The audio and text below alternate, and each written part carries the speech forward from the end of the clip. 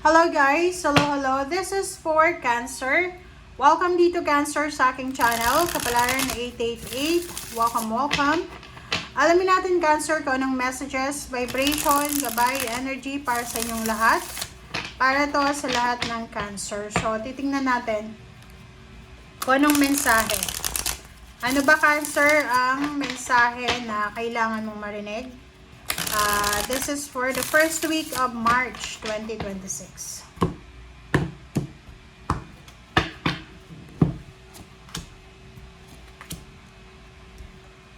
Okay. So, there's two cards. Two of Swords and then Seven of Cups. Meron ditong Cancer. Okay, kung nanonood ka sa ngayong linggong ito, meron kang pinag-iisipan na desisyon na hindi mo masyadong, kailangan mong magdesisyon sa linggong ito. But the problem is, hindi ka makapagdesisyon kasi naguguluhan ka. Kumbaga na, parang nasa crossroad ka. Di ba? Nasa crossroad ka, hindi mo alam kung saan ka pupunta, sa left, sa middle, or sa right mo. So, hindi mo alam. Marami kang pinagpipilian, is either job, or love life, or kung ano man to na desisyon. So, makikita mo dito, sinasabi ng baraha sa atin na if ever na ganito yung message ng baraha, pag hindi ka sure, pag hindi ka sigurado sa desisyon mo, naguguluhan ka, wag ka munang magdesisyon. I-hang mo muna, i-pause mo muna, wag ka munang gagawa ng desisyon sa linggong ito. O, diba? Three of Wands and then Four of Swords. So, nakikita ko sa'yo dito, merong Cancer na matagal ka nang naghihintay na maging maayos ang takbo ng buhay mo. So, maybe may sakit ka na physical, like may mga masakit kayo sa katawan na matagal na kayo naghihintay kung kailan kayo gagaling.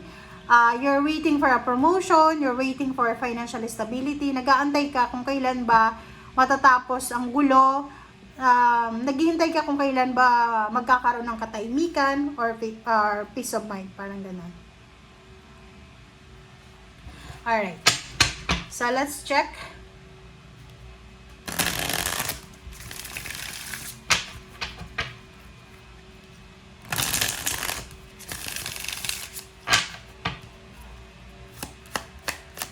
Okay, Two of Swords.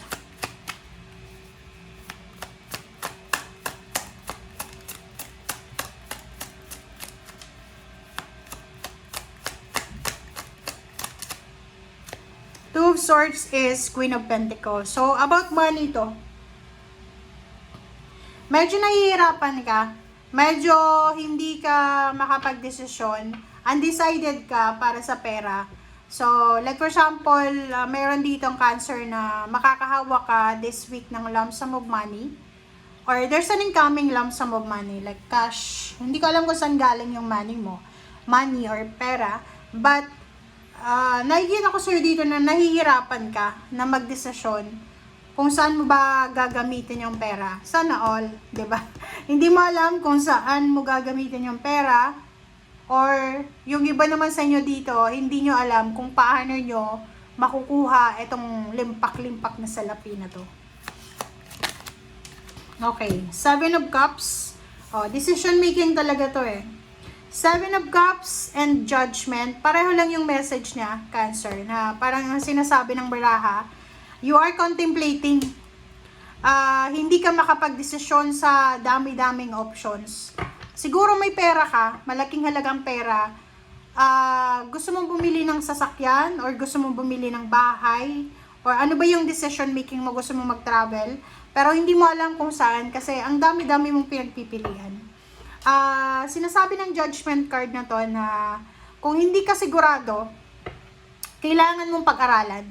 Kung hindi mo alam kung saan ka pupunta, or kung hindi mo alam kung ano yung choices mo, kung ano yung decision mo, kailangan mong pag-aralan siya. Okay? And huwag kang gagawa ng decision ngayong linggong ito kung hindi ka sigurado. Alright? So, Page of Pentacles. So, sinasabi ng baraha, yung iba sa inyo may hawak na pera, yung iba naman sa inyo, you're waiting for money. So, kung ikaw ay nag-aantay ng pera, sinasabi ng baraha sa'yo dito na huwag kang mag-alala kasi parating na ito sa'yo. Okay? So, wag tayong masyadong impatient kasi yung Page of Pentacles, this is all about future. Yung matagal mo nang hinihintay, maybe 3 years ka nang naghihintay na ma-promote, 3 months ka nang naghihintay na ibalik sa'yo yung pera, i-refund sa'yo yung pera. Sinasabi ng barahan na wag kang masyadong mag-panic. Okay? Darating at darating sa'yo. Okay? Darating yung perang yan na hinihintay mo. Okay. Four of Swords. Wow, victory and success. Congratulations. Congratulations sa inyo, Capricorn. Kasi, yun nga, base sa reading mo, talagang eto yung nagpapatunay na walang kwenta yung pag-overthink ng tao. Okay? Kasi kahit anong overthink mo, kahit na hindi ka matulog sa gabi, na sa pag-iisip sa kung ano yung mga problema mo, kung wala kang action na gagawin, walang mangyayari. So, dito sinasabi ng baraha, huwag kang mag-alala kung matagal ka nang naghihintay na ma-promote, magkaroon ng awards, rewards, recognition, kung kailan ba mahahawakan ng cancer na to itong tagumpay, kailan niya ba matatapos yung paghuhulog ng sasakyan, kailan ba siya makakauwi ng Pilipinas, kailan ba siya makakalipat ng bahay. Sinasabi ng baraha sa'yo, huwag kang mag-alala kasi malapit na siya. Alright? Okay, so Cancer. So let's check ano pa ba ang messages.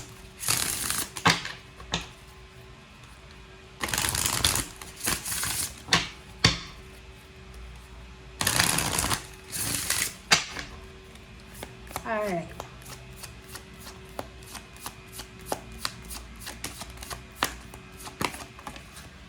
Okay, first card natin, talagang hindi ka makapag-decide.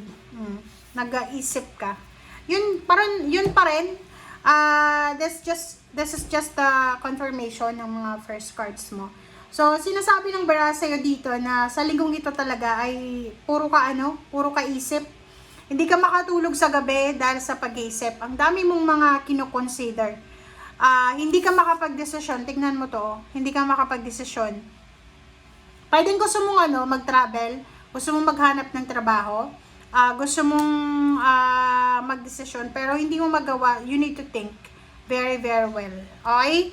So, sinasabi ng baraha sa'yo dito na sa linggong ito, pag hindi ka nakapag-desisyon, kung puro ka lang isip, mapapagod ka niyan. So, sinasabi ng baraha sa'yo na as much as possible, pag hindi tayo sigurado, ihang mo muna natin, i-pause muna natin, i-postpone muna natin. Is it travel? Is it gusto mong magpatayo ng bahay? Gusto mong magbenta ng sasakyan? Gusto mong bumili ng sasakyan? Ano ba ito? Gusto mo bang mangibang bansa or nasa ibang bansa ka na? Gusto mong lumipat ng ibang bansa? So, sinasabi ng baraha na ipagpaliban mo muna if you are not sure. Okay?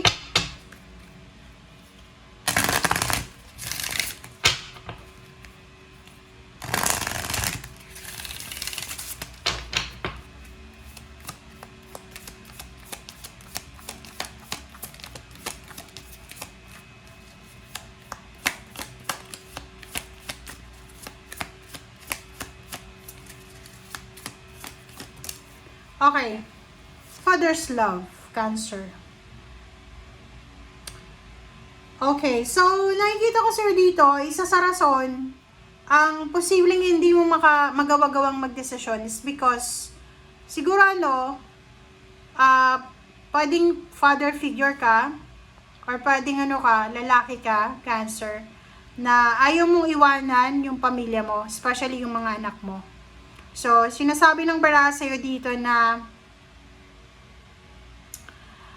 kailangan ka ng anak mo, kailangan ka ng pamilya mo, kaya hindi mo magawa-gawang magdesisyon. Pero, ang sabi ng barahang ito, kailangan mo daw makinig sa sinasabi ng iyong isip, ng iyong puso. You need to listen fully and intently. Okay? Pay attention daw. Kasi minsan, di ba, may mga bagay-bagay tayong ginagawa, iniisip na hindi naman dapat isipin. Kumbaga tayo lang yung gumagawa ng problema. So, ang sabi ng bara sa'yo dyan, makinig ka sa sinasabi ng ibang tao, like yung family mo, yung anak mo, ganyan. Or kung may anak ka na, may apo, pamangkin, ganyan. Makinig ka, kasi kung hindi ka makapag-desisyon, minsan mas okay mag-research, makinig sa mga tao sa paligid para magkaroon ka ng point of view. Pero hindi ibig sabihin na makikinig ka sa kanila is gagawa ka ng desisyon based sa narinig mo. No, syempre gagawa ka ng desisyon according sa kung ano yung gusto mo. Pero kailangan mong timbangin yung gusto mo at gusto ng ibang tao. Okay? Thank you guys. Bye!